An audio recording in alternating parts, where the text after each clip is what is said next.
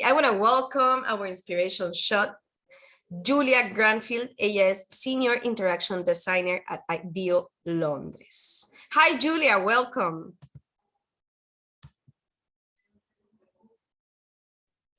Hello, hello. Sorry, just unmuting. I'm going to share my screen. Yes, please. Now the space is all yours. I'm gonna give you the space so everybody can listen your inspo. All good. Can you, the cringeworthy question, can you see my screen? You can put a dot in the chat.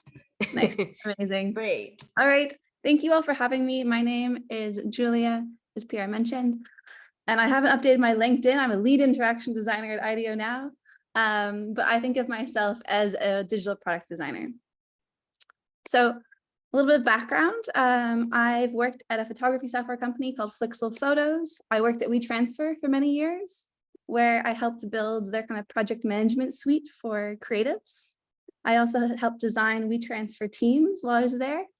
And I started an ed tech company that was an app to help high school students figure out what they wanted to do after high school. And now I work at IDEO doing digital product design, focused on product management and interaction design.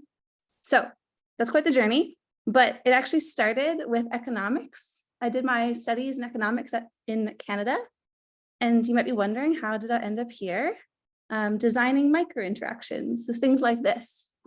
And it's been a kind of long and meandering journey, as I think all the best ones are. And I want to tell you a little bit about how I ended up here at IDEO today and what I've learned along the way. So the real answer is that kind of throughout my entire career, I've ended up in a new position, been like, there's something interesting I want to do over there. And I've searched out programs kind of like the one you guys are in right now to learn the skills that I need to do the next thing that I'm excited about. And over my, I think, 12 plus years designing apps and websites, I've kind of seen quite a bit of change from starting originally in Photoshop, moving to Sketch, Figma, and now we know with AI, there's probably something new coming around the corner. So although no matter where we are kind of in our careers, it's always changing and it's always a continuing learning journey, at least so far I've found. However, I would like to share with you a couple things that I think I wish I had known a bit earlier on, and looking back seem very obvious. So the first one is that it's good to be bad at the beginning. I think sometimes in a professional setting or when we're starting out in a career that we're excited about, it really hurts because we have these expectations for ourselves. But allowing yourself to be bad means that you're actually allowing yourself to try something new. So I've dug up some of my first designs for you. This was an app I designed that was a party/travel app. And when I look at this now, I see so many things that are wrong with it. And I can point some of them out. But for example, under I want to see, there's two buttons, travelers and locals, and you can't actually really tell which one's been clicked. There are other buttons on this screen where the accessibility isn't good. You can't actually read the text. The contrast is too low. And this is kind of nice. It's nice to be able to look back and say, oh, okay, I've learned something since then. A few years ago, I went and I kind of redesigned the same app to see how would I actually do that now? Some improvements, but even now looking at this, I'm like, this isn't as good as it could be. So I say this because I think we have a lot of ideas around what being a designer is. And it's not these two things. It's not having a degree from an arts college, and it's not having a hobby or an interest that's recognized as a design craft. Being a designer, to me, and I think to a lot of people nowadays, is really identifying a problem or a challenge that you see in the world, and then trying to make something to solve that, and actually making that real. Not just the idea, but the process of drawing or sketching or creating some kind of solution. So my second thing that I wish I had known is that roughly right is better than precisely wrong. And this is something I think I learned at my kind of second real tech job. I was working at this company called Flixel Photos, and we made tools for photography. So as you can see here, this is a kind of fun combination of photo and video. Go back there. And you were able to mask and kind of make this combination. And while I was at this job, I was sort of tasked with doing the website for these products. And I was so excited and so focused, being like, this is my second design job. I'm going to make sure that everything, little thing is perfect. And I was so focused on making sure the spacing between the logo and the text was exactly 32 pixels. And same for the buttons, it had to be 16 pixels. And at the time, I remember if you look between the word cinemagraphs and the green box, there's a little bit of space. And I was like, how do I get rid of that? How do I make sure that the developers are building it in such a way that's exactly 32 pixels? And at the time, I was missing some knowledge around how CSS grids work and layout and for web. It wasn't really important, but the real learning here was I was focusing really not on the right thing. We had a lot of bigger questions around the product we were building, and I was so focused on being a good designer in these like tiny ways, when we actually need to focus on was like, did our product fit with photographers in the market? This company still exists. It doesn't have a team though. So I think that kind of is a strong lesson in focusing maybe on the wrong things. My third lesson was to look for human needs.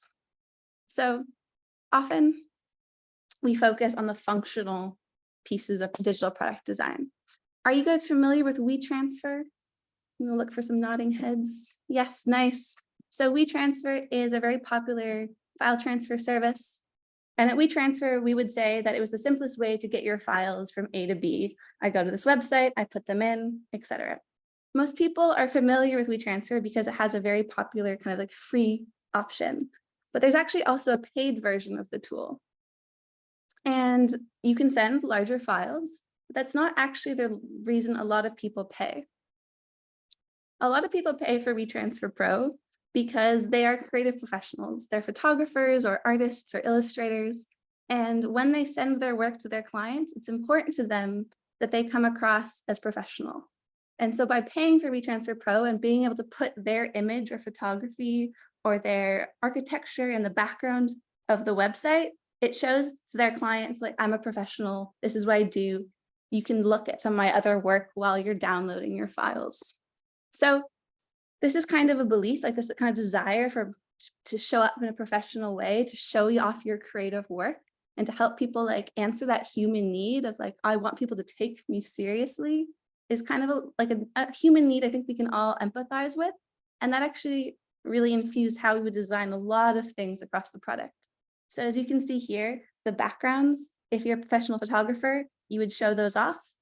And then when we were doing design for WeTransfer teams, we had the same kind of thought process. If we have two people who are working together, and let's say they work at an agency, they should also be able to brand their emails and their website, etc., to look the same, so they can show up as part of a cohesive professional group. Another thing I wish I'd known, all work is real work. When you're starting out or you're starting something slightly different, I think often there's a divide between the kind of work that we're doing today and the kind of work we want to be doing in the future. I still have this all the time. And I think sometimes it's hard to want to show people things that don't feel like real work, things that you weren't paid for or that weren't done for an actual client. And everything you make kind of shows what you're capable of. And I think some of the best stuff that I've seen doing hiring or meeting people is the things that they do in their free time or that they've done because they're interested and they want to learn. I actually got one of my first jobs partially off of some of my illustrations. During the interview process, the person said that, yeah, like my product design looked okay, but he was really excited that I was doing a lot of illustration. And he thought that could bring a lot to the brand. So I encourage you to show those things to people if you're excited about them. I still do some of this stuff today. This is probably one of my favorite apps I've designed recently. It's just for me. It uses machine vision to scan a bookshelf, and then it makes that bookshelf into like a 3D digital bookshelf. So you can request books from friends. It's only a prototype, but I'm hopefully going to finish it one day. And this is another little fun experiment. I wanted to see if I could get into 3D illustration. And this is actually embedded in a website. And this is kind of my first step into experimenting with 3D. And now that's something I can sometimes use for our clients as well. The fourth thing I wish I'd known, there is so much value in making it real. This past year, I've been working partially for the Ellen MacArthur Foundation, which is a not-for-profit that is focused on reducing the strain in terms of like natural materials that we take from the planet for our economy and manufacturing, etc. And they came to us with this very kind of academic theoretical question. They said, what might design in a circular and regenerative future be like? And they asked us at IDEO to run a workshop for them and 30 design leaders coming from big companies like PepsiCo to say, let's investigate this together. What could this look like? This is such a deep topic in terms of the expertise needed, but it's really hard to bring people from all these different contexts together. And the thing that was really, really helpful was making that into something physical that we can talk to. So we actually started to build things. And these things might look a little bit silly, but on the left here, we have something made out of natural materials that were found in the garden, kind of outside the workshop space. In the center, we have a model of an organization.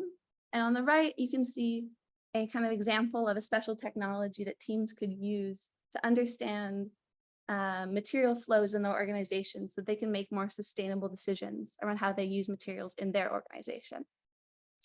And the reason we kind of ask people to grab pipe cleaners and all these and some tinfoil and Lego to do this is because it's a lot easier to talk about complex topics when we have something to point to.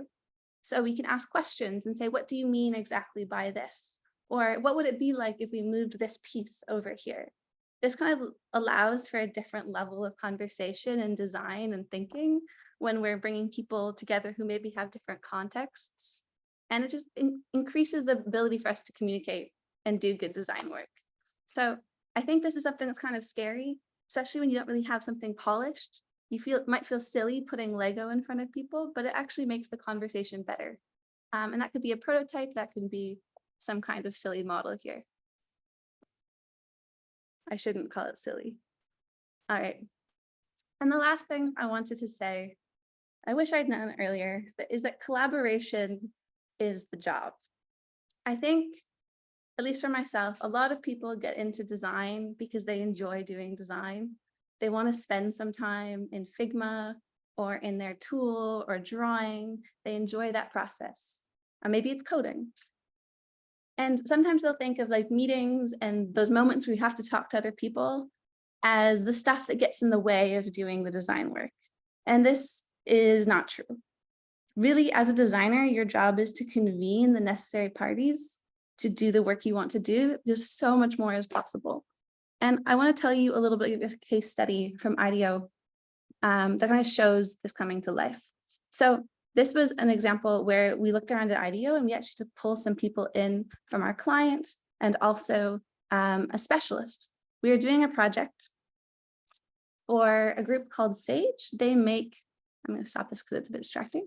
They make business software for the United Kingdom, so for small and medium-sized businesses. So things like accounting and project planning, etc.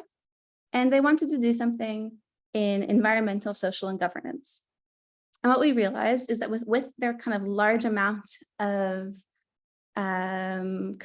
business data, they had an opportunity to offer their customers carbon accounting, but not just carbon accounting in terms of what they currently had in their business, but also potentially an opportunity to decrease the carbon in their business over time. So we started to design an experience of what would it look like to try and help 5 million small and medium businesses across the United Kingdom decarbonize. And that was designing an entire kind of journey from, I don't know anything about climate and carbon, to every day when I make decisions in my business, I also consider the impact on the environment. And this is going to make my business stronger and more future fit. So this is not something as a digital product designer that I was really ready to do. I do not have the carbon accounting knowledge. And this was a really great moment of saying, okay, well, who do we need to pull in here? We really need data scientists. We need carbon accountants, people who specialize particularly in that. And they have to be a part of the early design process if we want to end up with something that really like solves for all these different groups and is going to be unique and different.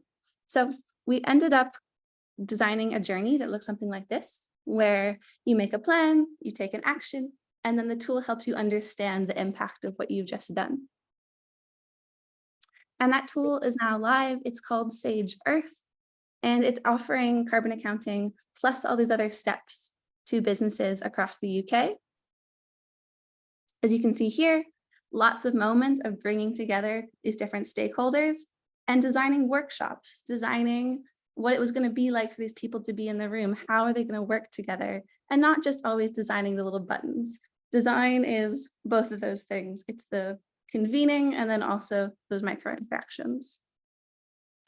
And I'm happy to say this is kind of a great example of where that can go. This is now live, as I mentioned, and it has 1.5 million small and medium businesses have access to Sage Earth, so the ability to do carbon accounting straight from their already existing tools. And they are also running a pilot with 50 customers to see how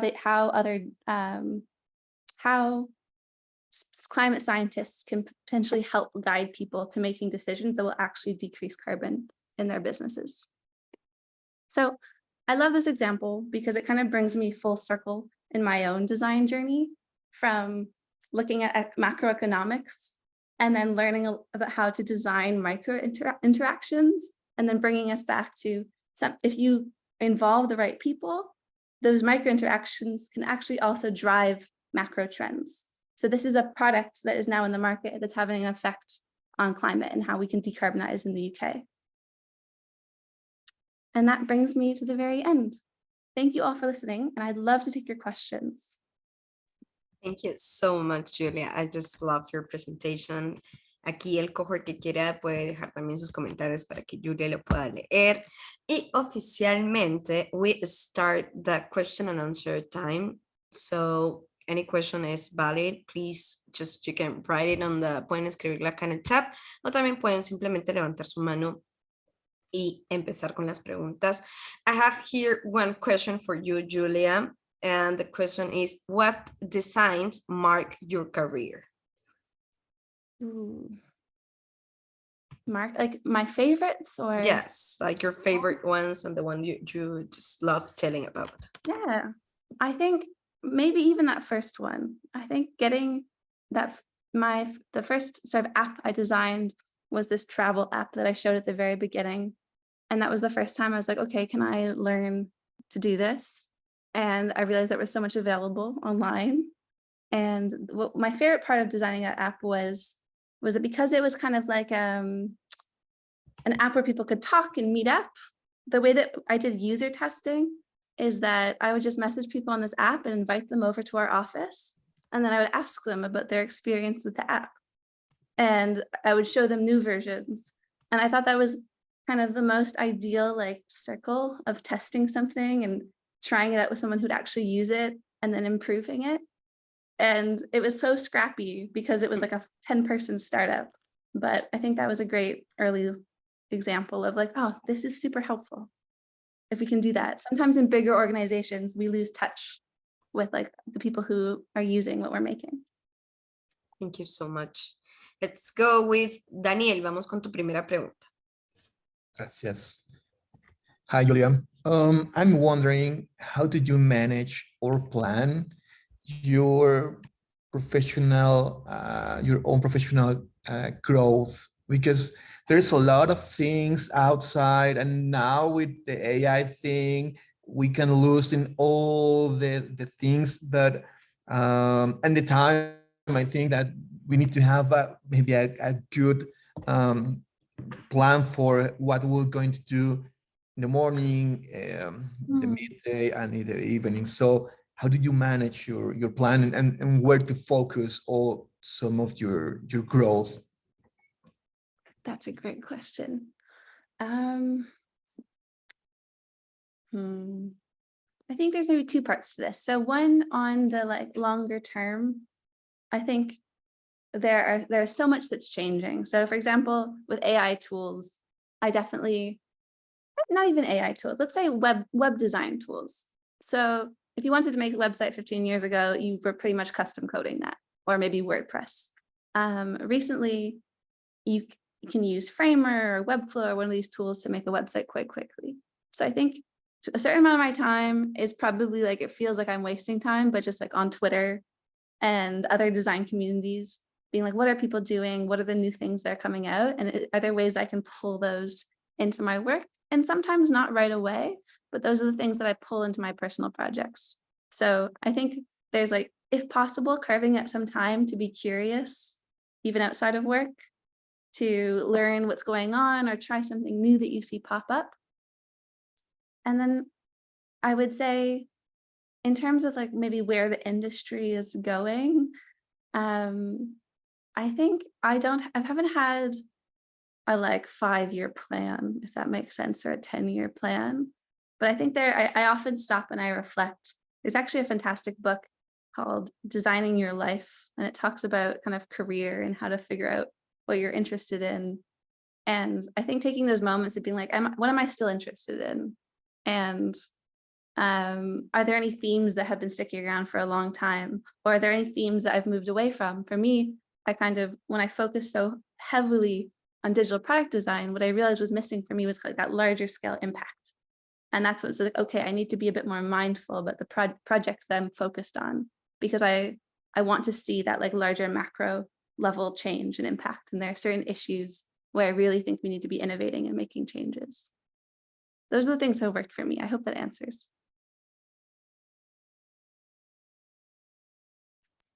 Thank you so much, Julia, for the answer, and Daniel for the question. We're going to go with Valeria. Tu pregunta, por favor. Yeah. Hi, Julia. So I was listening carefully for everything that you said. I was thinking, how do you manage to go from economics to digital product design? I'm a graphic designer. And I'm in my mind, I wanted to get in that position that you are right now. So it's, what do I have to do?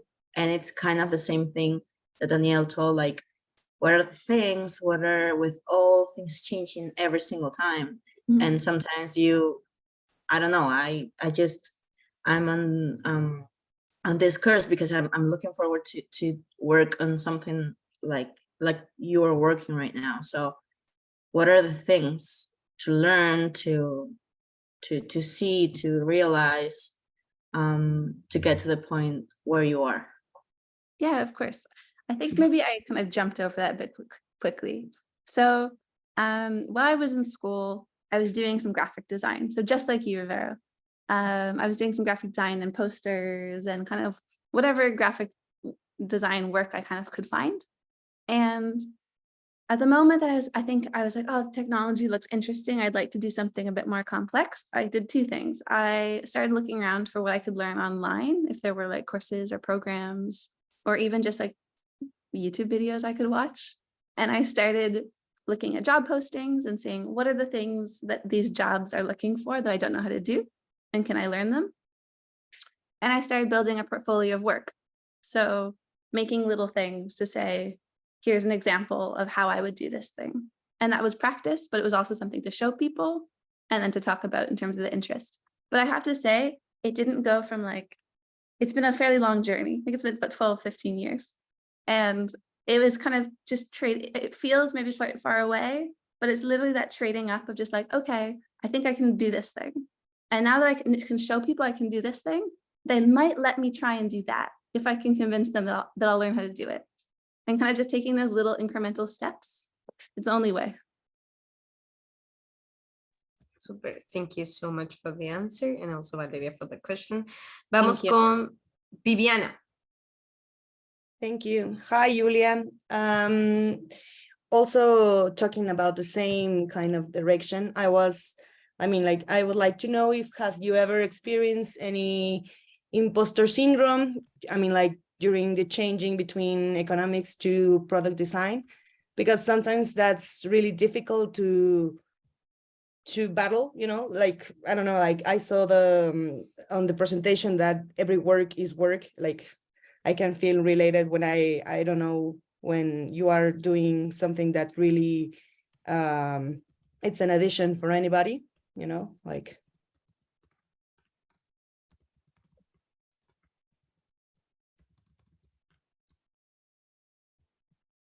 Oh, I You're think you are in silenced. mute. Julia, I Yeah. think your mic is on mute. Oh, thank you. Yes. I don't know why I muted. Don't worry. No, it's a great question. I would say I definitely relate to that feeling. I would say a couple of things maybe. In terms of kind of having the confidence to like show off what you're doing, I think being in this kind of group is super helpful. So lean on these people and share what you're working on and ask for their feedback. I had so many people who kind of like said, oh, maybe you want to try this way. And I had also people who gave me a chance. Basically, I was like, I can do this really well. I think I can learn to do that next thing if you give me a shot. And like looking for those people that you can kind of convince to give you a shot to do the next thing. And still always showing up like proactively and enthusiastically. But in terms of nowadays, how to handle imposter syndrome, I often reflect on how the world, we don't necessarily always have the best person to do a task. There often is just the person who's there. And if you're in an organization right now and you see that something needs to happen or change, potentially there is someone out there in the world who has like specialized in that skill for 300 years, I'm joking, but you are the person who's there. So if you think you can do a good shot, I'd say just go for it. Great, thank you. Super, thank you, Julian. Thank you, Viviana. Vamos a dejar el espacio para una pregunta más. Si alguien tiene una pregunta más, este es el momento. We're only going to accept one more question. Oh. Yes, we're on time, right on time. Y tan, tan, tan, tan. The winner is Judith. Judith, este es su momento, por favor, compártenos.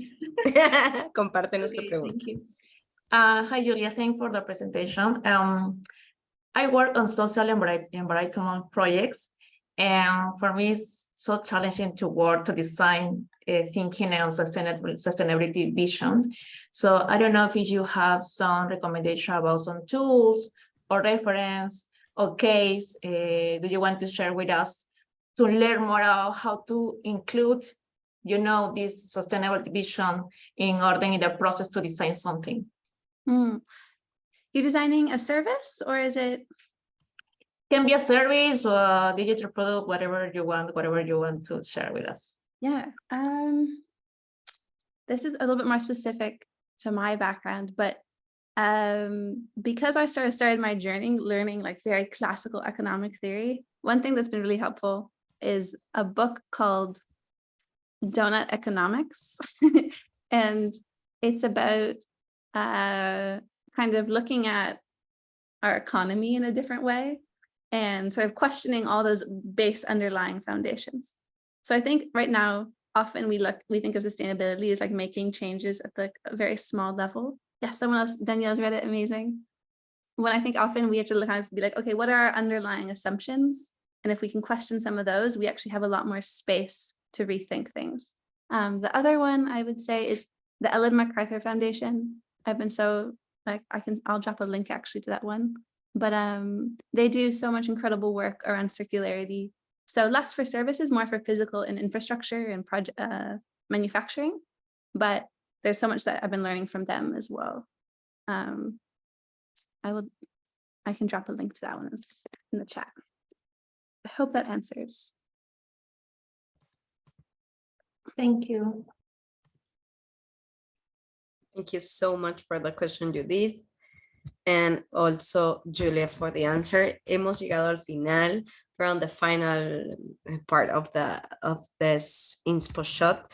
Muchísimas gracias a todos y a todas que se conectaron. Thank you so much, Julia, for the inspiration. I think our cohort is